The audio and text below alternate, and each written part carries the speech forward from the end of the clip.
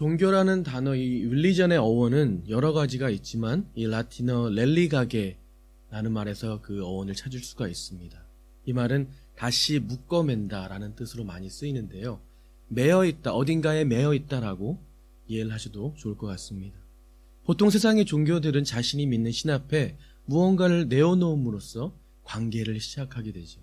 이 내어놓음에는 여러 가지가 있습니다. 우리가 크게 두 가지로 보자면 먼저 윤리적, 도덕적 삶을 살아서 그것을 내어놓습니다.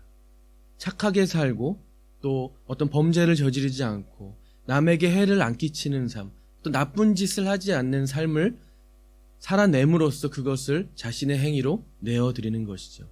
두 번째로는 종교적 열심입니다. 종교의 행위에 열심으로 참여하거나 또 제물을 바치거나 금식이나 기도나 명상 같은 것이죠. 사람들이 이 크게 두 가지를 내어놓음으로써 신 앞에 자신 있게 나아가고 또 자신이 원하는 바를 신에게 구하게 되는 것입니다. 반대로 말하자면 이것을 내어놓지 못하면 신이 기뻐하지 않고 나의 원하는 바를 이루어지지 않을 거라는 그 믿음이 그 안에 깔려 있다는 것이죠.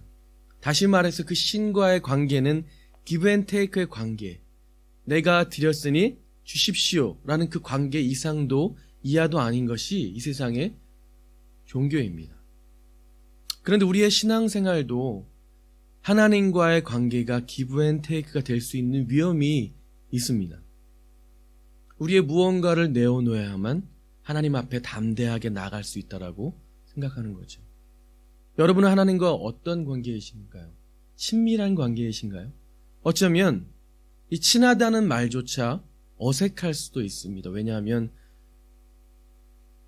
우리들과 하나님의 관계가 일요일 아침에만 만나는 관계가 대부분일 수도 있으니까요. 이런 말이 있죠. 몸이 멀어지면 마음도 멀어진다. 연인들은 어떻게든 자주 만나며 서로의 친밀도를 높여가죠. 그러나 장거리 연애를 하시는 분들, 예를 들어 한국의 군인들 같은 경우에는 자주 보지 못하기 때문에, 만나지 못하기 때문에 사소한 오해로 쉽게 헤어지게 됩니다. 혹시 우리와 하나님과의 관계도 이렇지 않을까요? 이런 어려운 관계 속에서 우리가 성경을 읽을 때 성경은 이 지킬 것에 대한 말씀을 우리에게 많이 합니다. 거룩해져라, 의로워져라, 사랑해라, 겸손해라, 자신을 죽이고 남을 섬겨라, 좁은 길을 가라, 십자가를 져라, 돈을 사랑하지 마라 등등 하지 말아야 할 것들이 너무나 많아요. 거기다 십계명이라는 큰 산이 우리를 더욱 어렵게 만듭니다. 이런 것들, 또 저런 것들에 우리를 묶어매고 이제는 하나님이 더 이상 우리에게 아버지가 아닌 어색한 남의 아버지가 되고 어쩔 땐 우리에게 무서운 심판관처럼 느껴지기도 합니다. 그렇게 돼가면서 기독교는 하나의 종교로 변해가게 되고 더 이상 예배의 기쁨이 없어지게 되는 것이죠. 혹시 여러분의 예배는 어떠신가요? 과연 이것이 우리를 구원하신 하나님의 목적일까요? 우리가 많이 들으셨을 텐데요. 성경은 우리에게 자유하라라고 선포합니다. 그렇다면 이 자유는 어디서부터 오는 것일까요? 당연히 신앙생활을 오래 하신 분들에게는 자동적으로 예수님이요 라고 말씀을 하실 겁니다. 그렇다면 그 근거가 무엇일까요? 왜 성경에서 유대인들은 그렇게 하나님의 법을 지키려고 열심을 다하고 목숨을 걸었음에도 불구하고 예수님께 그렇게 욕을 먹었고 우리는 그 법을 지키지 못하는데도 불구하고 우리를 의롭다라고 말씀해 주시는 그 이유의 근거가 무엇일까요? 우리가 신앙생활을 하면서 우리의 믿음에는 근거가 있어야 돼요. 무조건 믿는 믿음은 광신일 수도 있습니다. 그래서 오늘 우리는 이 히브리서 말씀 안에서 그 믿음의 근거를 찾게 될 것입니다. 그리고 그 근거를 통해서 우리는 자유하게 될 것입니다. 구약시대에는 기름 부음을 받은 세 가지의 직책이 있는데요. 그것은 왕과 선지자 그리고 제사장입니다. 하나님께서는 이 세 가지의 직분을 특별히 세우시고 기름을 부어주셨어요. 왕으로 임명받은 사람은 이스라엘 백성을 하나님의 말씀으로 다스리며 보호하는 일을 했습니다. 그리고 선지자로 임명받은 사람은 백성에게 예언의 말씀으로 잘못한 일이 있을 때 돌이키도록 회개의 메시지를 전했습니다. 그리고 제사장으로 임명받은 사람은 하나님께 드리는 구속의 제사를 주관하면서 성전을 관리하는 일을 했습니다. 우리가 잘 아는 다윗 왕과 이사야 선지자 그리고 아론 대제사장이 이 직무를 잘 감당했던 대표적인 인물이었죠. 하나님께서는 이들을 왕과 선지자와 제사장으로 세우셔서 그분의 거룩하신 구속의 계획을 이루게 하셨고 또 이들의 모습을 통해서 메시아이신 예수 그리스도를 예표하셨습니다. 그러나 이들 가운데는 그 직분을 영원히 감당하도록 세움을 받은 사람이 없었어요. 이 직분을 맡은 사람의 생명이 다하면 그 일을 감당할 또 다른 사람이 세워졌습니다. 그런 이유로 이 세 가지의 직분을 한꺼번에 맡은 사람도 세워지지 않았죠. 왕이나 제사장이나 선지자나 모두 각자에게 주어진 역할만 감당해야 했고, 만약 선지자가 제사장이 자신의 일이 아닌 다른 직분의 것을 마음대로 하려고 감당하려고 하면 하나님의 저주를 받았습니다. 성경에서는 예수님을 영원한 왕과 선지자와 제사장으로 기름 부음 받은 분이라고 말합니다. 이것을 우리는 예수 그리스도의 삼중직이라고 부르는데요. 완전하고 영원하신 그분 앞에서 불완전하고 일시적인 이 땅의 왕과 선지자와 제사장의 직분이 의미를 잃어버리게 됩니다. 우리가 잘 아는 소요리 문답 24번, 25번, 26번을 보면 이 예수 그리스도의 삼중직에 대한 교리를 잘 설명해주고 있는데요. 먼저 예수 그리스도께서 어떻게 선지자의 직분을 감당하셨냐 하면 주님은 선지자로서 우리의 구원을 위해 하나님의 뜻을 말씀과 성령으로 나타내신다고 합니다. 제사장으로서는 직분을 맡으신 것은 단번에 자기를 제물로 드려서 하나님의 공의를 만족시키셨고 우리를 하나님으로 더불어 만족해 하시고 또 우리를 위해서 항상 간구하시는 직분을 행하셨다고 합니다.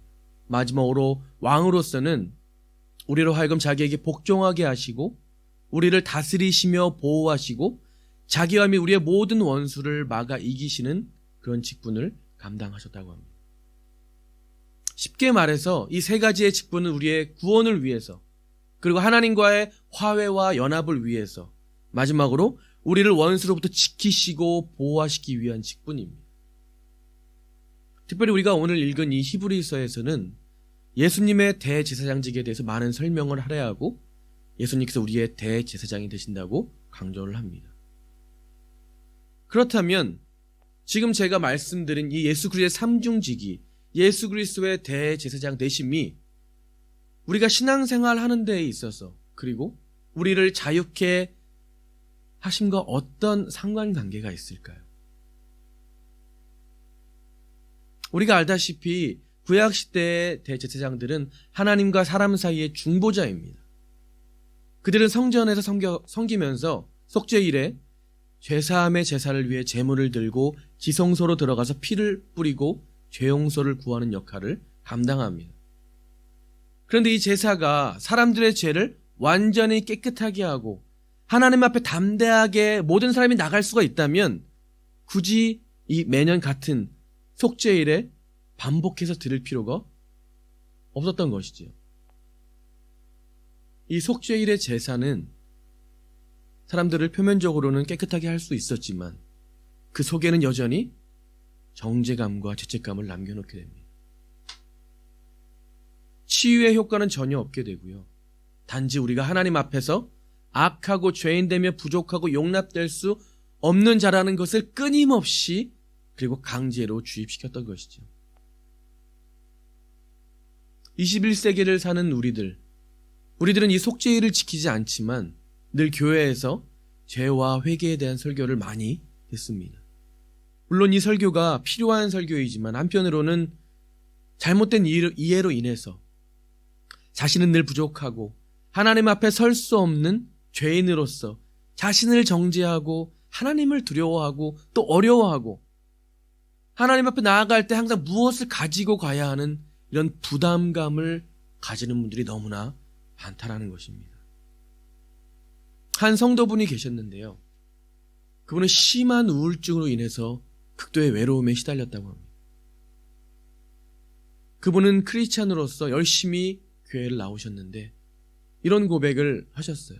어릴 적 기독교는 내게 그 불행으로부터, 우울증이라는 불행으로부터 탈출할 수 있는 어떤 길도 말해주지 못했습니다. 도리어 인간은 전적으로 타락했고 그 때문에 예수님이 돌아가셔야만 했다는 죄에 대한 강조는 나의 우울증에 기름을 붓는 격이었습니다. 저에게 예배는 더 이상 기쁨과 감사가 아닌 두려움과 정죄감의 시간이었습니다.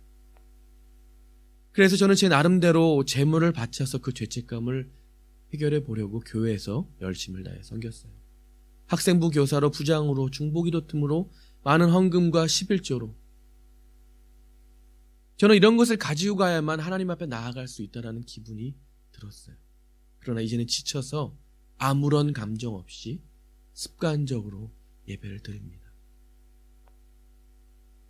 여러분, 정말 많은 분들이요, 다음 주에 다시 제단에 올려놓을 만한 또 다른 선행과 열심과 정성을 가지고 돌아옵니다.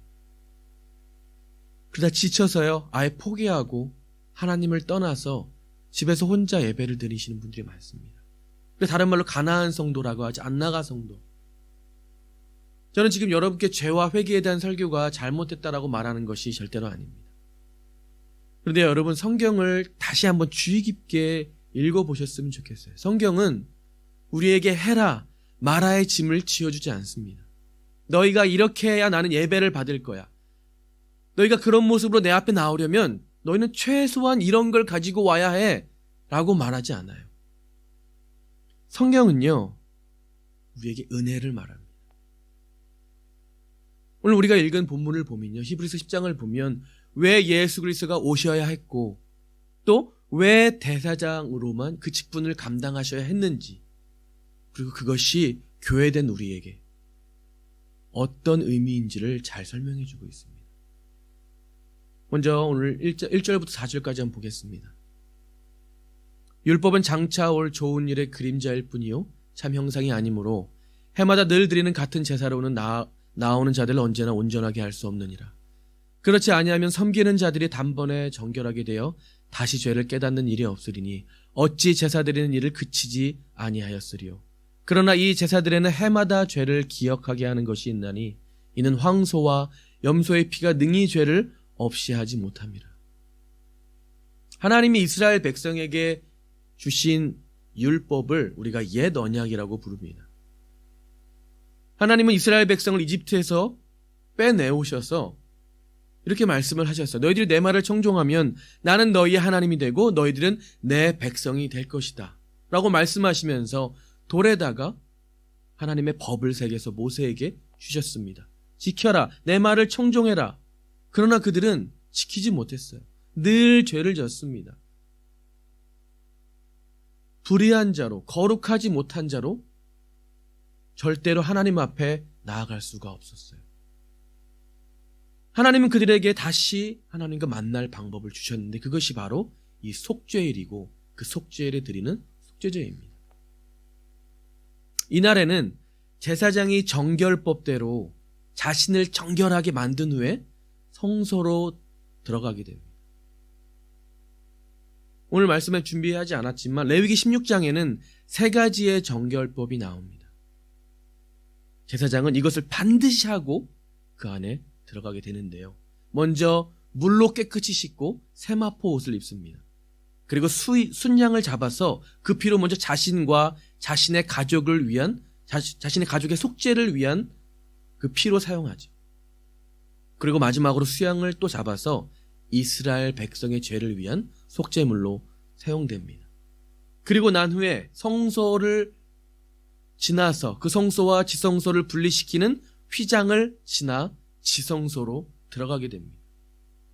여기서 휘장, 이 커튼은 죄로 인해 분리되었던 하나님과 인간을 상징합니다. 대제사장이었던 아론의 2 아들 또한 제사장으로 임명을 받았습니다. 그런데 그들은 성소로 들어갈 때 다른 불을, 규례에 맞지 않는 다른 불을 사용한다는 이유로 바로 죽임을 당하게 됩니다. 정말 한치의 오차도 없이 하나님이 말씀하신 모든 규례대로 지켜도 살지 말지를 장담하지 못했던 것이죠. 특별히 이 성소를 지나서 휘장을 지나 넘어가서는 이 지성소는요, 하나님의 임재가 있는 곳입니다. 그곳에는 제사장들도 출입을 할 수가 없었어요. 오직 대제사장만이 1년에 한 번 대속죄일에 피를 들고 들어갈 수가 있었어요. 그렇게 이 속죄일에는 피바람이 불었고요. 이 지성소까지 들어가기 전에 너무나 힘든 과정이 있었고요. 이것을 매년 드려야 했습니다. 물론 속죄일이 지나고 모든 백성이 기뻐했지만 그날뿐이었죠. 이스라엘은 죄를 짓고 또 넘어지고 또 죄를 졌습니다. 더욱 하나님의 법을 지킬 수가 없어지고 그들 안엔 더 많은 죄책감과 정죄감이 있었습니다. 하나님은 정말로 그들이 율법을 잘 지켜서 동물의 피를 가져오기를 바라셨을까요? 여러분 한번 생각을 해보세요. 나약한 인간이 하나님의 법을 지킬 수가 있을까요? 하나님이 원하시는 건 올바른 제사법과 율법 지킴과 피가 아니었어요. 다윗의 시편 40편을 한번 보겠습니다. 주께서 내 길을 통하여 내게 들려주시기를 제사와 예물을 기뻐하지 아니하시며 번제와 속죄제를 요구하지 아니하신다 하신지라. 그때 내가 말하기를 내가 왔나이다. 나를 가리켜 기록한 것이 두루마리 책에 있나이다. 나의 하나님이여 내가 주의 뜻 행하기를 즐기오니 주의 법이 나의 심중에 있나이다 하였나이다. 히브리서 기자는요, 이 다윗의 시편 40편을 오늘 6절과 7절에 사용합니다. 그러면서 이 말씀을 듣는 자들에게 새 언약에 대해서 설명을 해주고 있습니다. 하나님이 원하시는 건 제사가 아니라 너희를 위해 준비한 영원한 예물 예수 그리스도이다. 이제 예수 그리스도를 통해서 나의 법을 너의 마음에 새겼다라고 말씀해 주시는 것이죠. 이것이 새 언약입니다. 이게 무슨 의미인가 하면 하나님이 처음에 돌로 새겨주신 그 법을 주었을 때, 옛 언약을 주었을 때는 그들이 절대로 지키지 못했어요. 밖에 나와 있는 그 법을 나약한 인간이 절대로 지킬 수 없었다는 것입니다. 하지만 이제 그들의 마음속에 예수 그리스도와의 연합을 통해서 그 법을 지킨 자로 만들어 주시겠다라는 약속입니다. 법을 지키지만 하나님의 법을 지키지 못한 자는 거룩하지 못한 자이고 불의한 자입니다. 하나님 앞에서 불의한 자가 이제 예수 그리스도와의 연합으로 법을 지킨 자로, 의로운 자로 불러주신다는 것이죠. 이것을 우리가 너무나 잘 아는 그 칭의, justification이라고 부릅니다. 그래서 히브리서는 다시 한번 옛 언약과 그리고 새 언약을 비교하면서 그렇기 때문에 우리에겐 예수 그리스도가 필요한 거야. 그렇기 때문에 예수 그리스도가 대제사장의 직분을 섬기셨던 거야 라고 우리에게 친절하게 설명을 해주고 있는 것이지요. 오늘 보면 11절로 18절까지 한번 보시겠습니다. 제사장마다 매일 서서 섬기며 자주 같은 제사를 드리되 이 제사는 언제나 죄를 없게 하지 못하거니와 오직 그리스도는 죄를 위하여 한 영원한 제사를 드리시고 하나님 우편에 앉으사 그 후에 자기 원수들을 자기 발등상이 되게 하실 때까지 기다리시나니 그가 거룩하게 된 자들을 한 번의 제사로 영원히 온전하게 하셨느니라. 또한 성령이 우리에게 증언하시되 주께서 이르시되 그날 후로는 그들과 맺은 언약이 이것이라. 내 법을 그들의 마음에 두고 그들의 생각에 기록하리라 하신 후에 또 그들의 죄와 그들의 불법을 내가 다시 기억하지 아니하리라 하셨으니 이것들을 사하셨은즉 다시 죄를 위하여 제사 드릴 것이 없느니라. 그러므로 형제들아 우리가 예수의 피를 힘입어 성소에 들어갈 담력을 얻었나니 그 길은 우리를 위하여 휘장 가운데로 열어놓으신 새로운 살 길이요 휘장은 곧 그의 육체니라. 하나님은요 예수 그리스도를 창세전에 이미 우리를 위한 구속제물로 준비해 두시고 구약 성경에서는 그 오실 메시아 예수 그리스도에 대해서 장차 올 좋은 일에 대한 그림자로서 율법을 주셨다라는 것을 지금 히브리서는 설명하고 있는 것입니다. 이 그림을 통해서 우리가 구약 성경에서 보았던 성경의 인물들, 성막과 성전, 그리고 제사법과 절기들을 통해서 계속해서 예수 그리스도를 보여주신 거예요. 그리고 하나님은 그것들을 통해서 메시아를 보기 원하셨고 그들이 메시아를 소망하기를 원하셨다는 것이죠. 그런데 문제는 사람들은 이 죄로 인해서 영적인 눈이 멀어지고 하나님이 그 안에 숨겨두신 그 실체를 보지 못하고 그 그림자만을 지키기에 열심을 다하고 목숨을 걸었다라는 것입니다. 그 그림자만을 쫓아다녔다라는 거예요. 나의 행위와 나의 열심과 동물로, 피로써, 제사법으로, 절기로서. 그러나 진짜 실체인 예수 그리스도가 오셨을 때 그 실체를 몰라보고 부인해버리고 죽여버렸던 것이죠.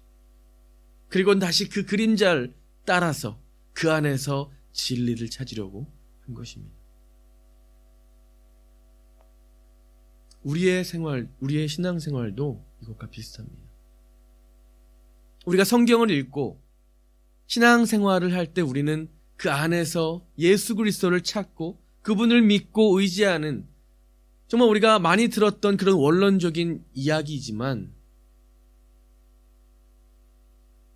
그런 삶을 사는 것이 올바른 신앙생활이고 우리는 표면적인 것, 다른 종교와 비슷하게 무언가를 지키고 도덕적 윤리적인 것들을 지킴으로써 내가 오늘 착한 일을 했어, 내가 남을 도와줬어, 내가 이 어떤 다른 나쁜 짓들을 안 했어,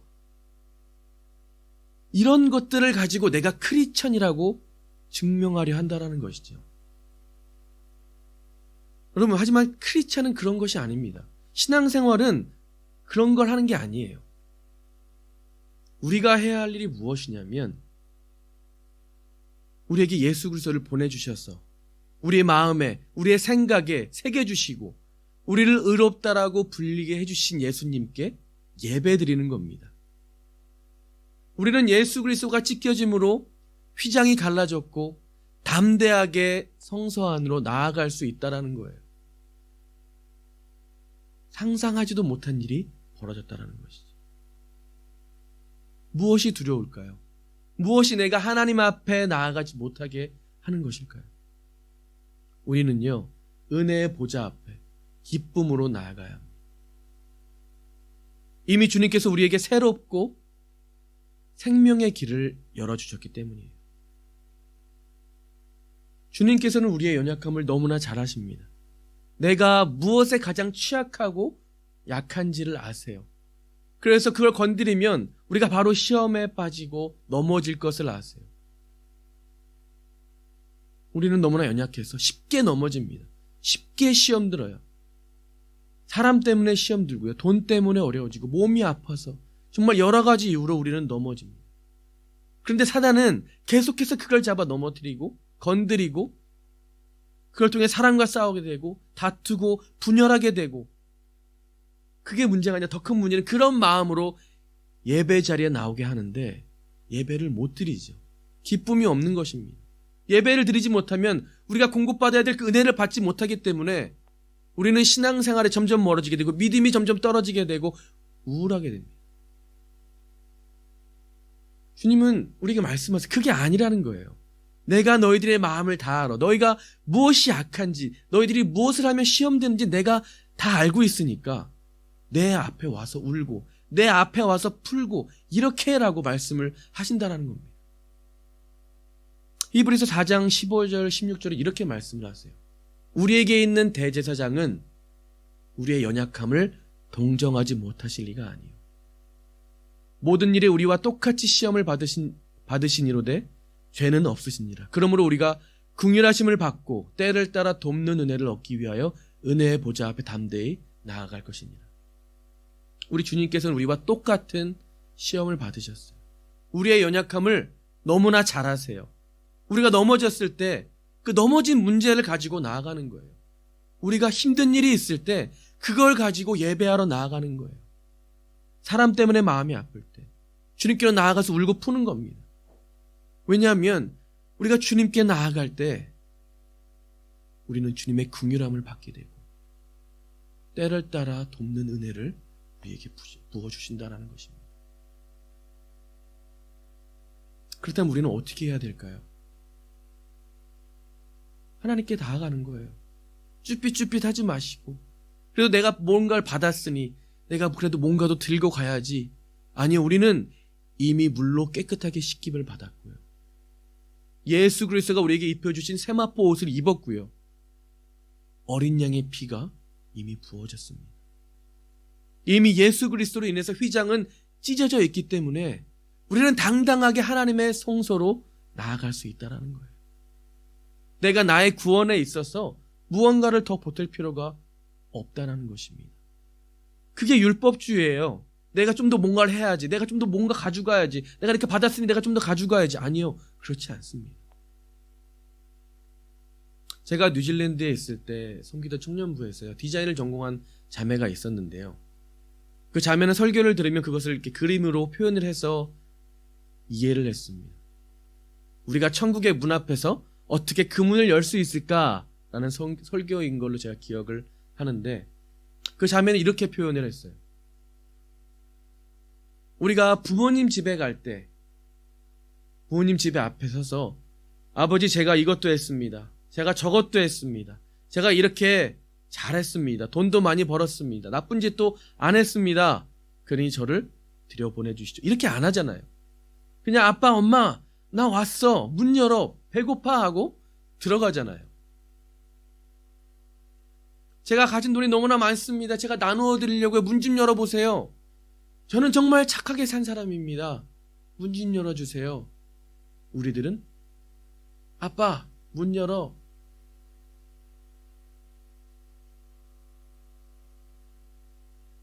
바로 우리와 하나님 아버지의 관계가 이렇다라는 거예요.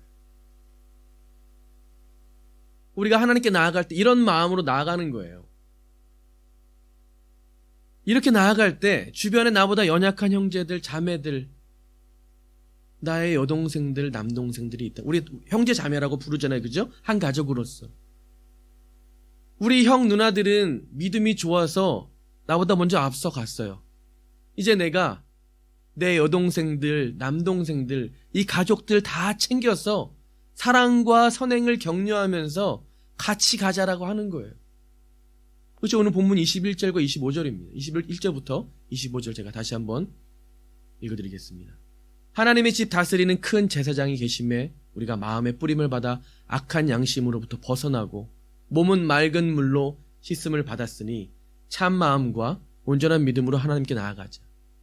또 약속하신 이는 믿부시니 우리가 믿는 도리의 소망을 움직이지 말며 굳게 잡고 서로 돌아보아 사랑과 선행을 격려하며 모이기를 패하는 어떤 사람들의 습관과 같이 하지 말고 오직 권하여 그날이 가까움이 볼수록 더욱 그리하자.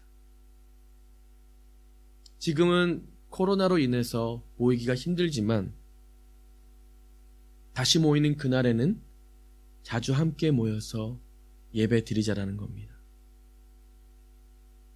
자유하게, 그리고 기쁨으로, 마치 우리가 추석에 설날에 온 가족이 모여서 함께 떡국 먹고 송편 만들고 전부 치고 고스톱 치고 윷놀이하는 그런 거 있잖아요. 하나님이 우리를 위해서 베풀어 주신 그 잔치상 앞에서 우리가 기쁨으로 예배하는 거예요. 왜요? 예수님이 우리를 위해서 모든 것을 해주셨기 때문입니다. 감사하는 거예요. 너무나 즐거워하는 거예요. 죽었다가 살아났는데 어떻게 안 기쁠 수가 없나요? 여러분, 예배는 잔치입니다. 속죄일의 피바람이 아니에요. 우리가 그렇게 하잖아요. 막 장례식에 온 것처럼 뭔가 어두운 계열의 옷을 입고 경건한 얼굴로 와서 앉아있다가 죄책감, 정죄감 가지고 있다가 교회 문 밖을 나갈 때 해방감 느끼는 그런 날이 아니잖아요. 우리 주님께서 다 이루어 주셨습니다. 우리의 대제사장이신, 우리 대신 화목 제물이 되신 예수 그리스도로 인해서 우리는 자유합니다. 우리에게 더 이상 어떤 정죄감도 우리를 하나님 앞에 나아갈 수 없게 막을 수가 없습니다. 우리가 더 이상 이룰 것이 없이 다 이루어 주셨어요. 할렐루야, 하나님을 찬양하세요.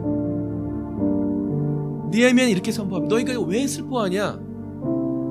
느헤미야가 또 그들에게 이르기를 너희는 가서 살찐 것을 먹고 단 것을 마시되 준비하지 못한 자에게는 나누어 주라. 이날은 우리 주의 성일이니 근심하지 말라. 여호와로 인하여 기뻐하는 것이 너희의 힘이니라.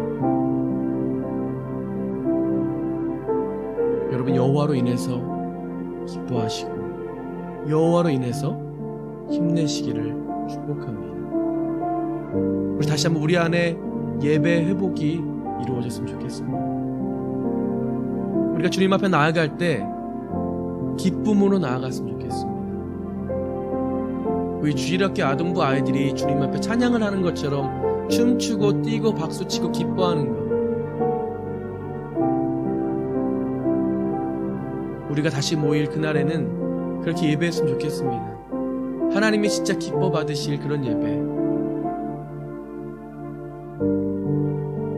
하나님의 은혜가 부어지는 그런 예배, 우리의 영이 회복되는 그런 예배, 그런 예배 드리시기를, 그런 예배 회복이 있으시기를 주님의 이름으로